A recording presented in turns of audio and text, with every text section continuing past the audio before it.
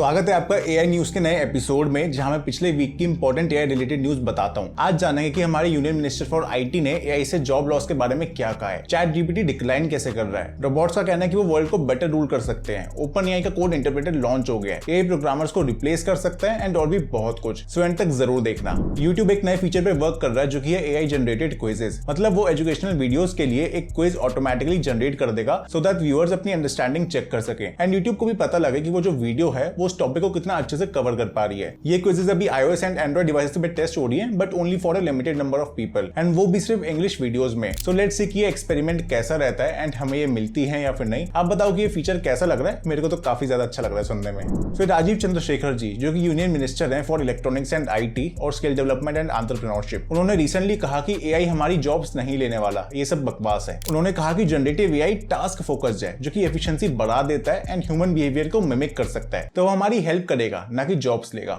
बाकी chat GPT के traffic में पहली बार डिक्लाइन देखने को मिला है इन जून। नवंबर में लॉन्च के बाद से ही उसका एक्टिव यूजर्स बढ़ ही रहे थे, तो फास्टेस्ट ग्रोइंग कंज्यूमर एप्लीकेशन बन गया था एंड वर्ल्ड की टॉप 20 वेबसाइट्स में भी आ गया। बट रिसेंट रिपोर्ट के अकॉर्डिंग जून में यूनिक विजिटर्स भी कम हो गए हैं एंड जो लोग टाइम स्पेंड करते हैं उसकी वेबसाइट पे वो भी 8.5% से कम हो गया है। इसका रीजन ये हो सकता है कि लोगों को रियल टाइम डेटा चाहिए, ना कि आउटडेटेड डेटा। बाकी कुछ लोग कह रहे हैं कि थोड़ा ट्रैफिक iOS ऐप पे भी शिफ्ट हो गया होगा, या फिर जो समर हॉलीडेज चल रही थी तो बच्चों पे होमवर्क का प्रेशर कम होगा, इसलिए वो चैट जीपीटी यूज नहीं कर रहे होंगे।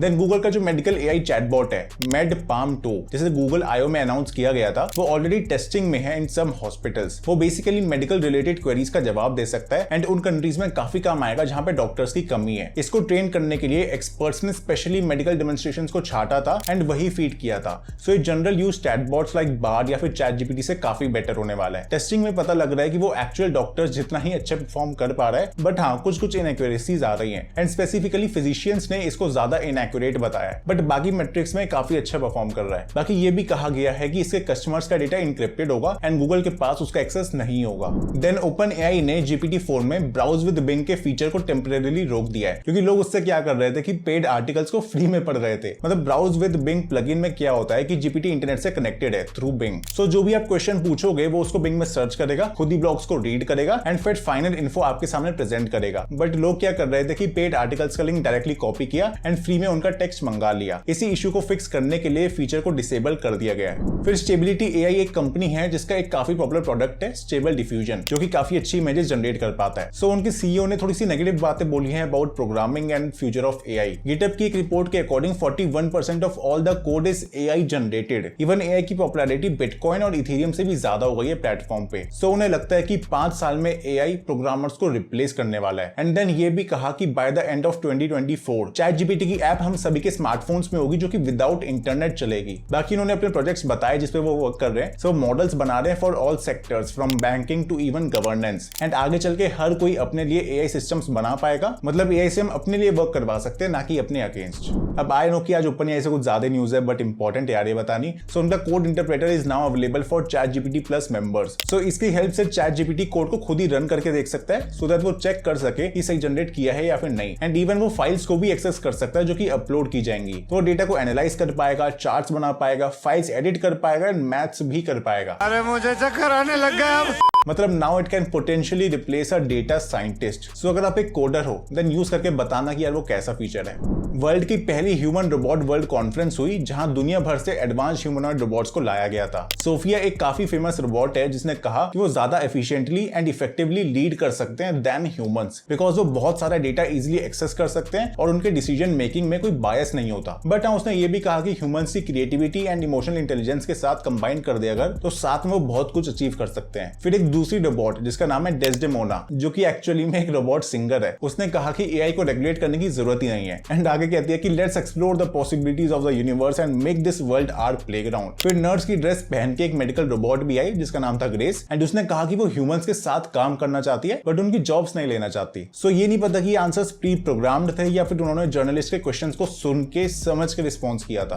ओपन एआई ने अनाउंस किया है कि अब GPT-4 की API अवेलेबल हो गई है फॉर डेवलपर्स। अब इसका सीधा सा मतलब मतलब ये है कि जो थर्ड पार्टी एआई टूल्स हैं एंड ChatGPT का यूज करते हैं इन द बैक एंड, वो अब GPT-4 का यूज कर पाएंगे, जो ऑब्वियसली ज्यादा पावरफुल है। बेसिकली वो टेक्स्ट के साथ इमेज इनपुट्स भी ले सकता है, बट ये इमेज इनपुट वाली कैपेबिलिटी अभी लिमिटेड फेज में ही अवेलेबल कराई जाएगी। फिर OpenAI के ही दूसरे products like DALL-E 2 and Whisper को भी जनरली अवेलेबल करा दिया गया है। बाकी अपनी कंप्यूट पावर को ऑप्टिमाइज करने के लिए वो GPT-3 एंड कुछ और पुराने मॉडल्स को बंद कर देंगे फ्रॉम January 4, 2024। अब जो लोग बुक्स पढ़ना पसंद करते हैं उन्होंने युवल नोआ हरारी का नाम तो जरूर सुना होगा। इनकी काफी पॉपुलर बुक है सेपियंस। तो इन्होंने रिसेंटली कहा है कि जो कंपनीज फेक ह्यूमंस बनाएंगी एआई से, उन्हें जेल हो जानी चाहिए, बिल्कुल वैसे ही जैसे फेक करेंसी बनाने वालों को हो जाती है। एंड इवन ये भी कहा कि जो टेक कंपनीज फेक प्रोफाइल्स को नहीं हटा पा रही है ना, उनके अगेंस्ट भी स्ट्रिक्ट एक्शंस होने चाहिए, क्योंकि अगर एआई बॉट्स फेक ह्यूमंस बन के आ गए तो लोगों का एक दूसरे पर से विश्वास खत्म हो जाएगा एंड शायद डेमोक्रेसी भी कोलैप्स कर जाए। बहुत ही डीप बात बोल गए हैं वो, क्योंकि अगर हमें पता ही नहीं चलेगा कि हमारे सामने वाला ह्यूमन फेक है या फिर रियल, तो हमारा विश्वास उठ जाएगा। एंड अगर ChatGPT जैसे बॉट सोशल मीडिया प्लेटफॉर्म्स पे कंटेंट बना के डालते रहेंगे जो कि ह्यूमंस के बनाए हुए कंटेंट से भी ज्यादा कन्विंसिंग है, ज्यादा बेटर है, तो इसका मतलब अब ह्यूमंस का कंट्रोल जा चुका है पब्लिक डिस्कशन पर से, एंड ऐसे में डेमोक्रेसी नहीं टिक पाएगी। तो जैसे फेक मनी के अगेंस्ट बहुत स्ट्रिक्ट लॉज है, उसी तरह फेक प्रोफाइल्स या फिर एआई यूजर्स के अगेंस्ट होने चाहिए। एंड टेक कंपनीज के सीईओ को जब 20-20 साल जेल में डाला जाएगा ना, तभी वो इसके लिए वर्क करेंगे, ऐसा उन्होंने खुद कहा लिटरली। तो क्या सोचते हो आप, बताओ मेरे को इसके बारे में कमेंट्स में।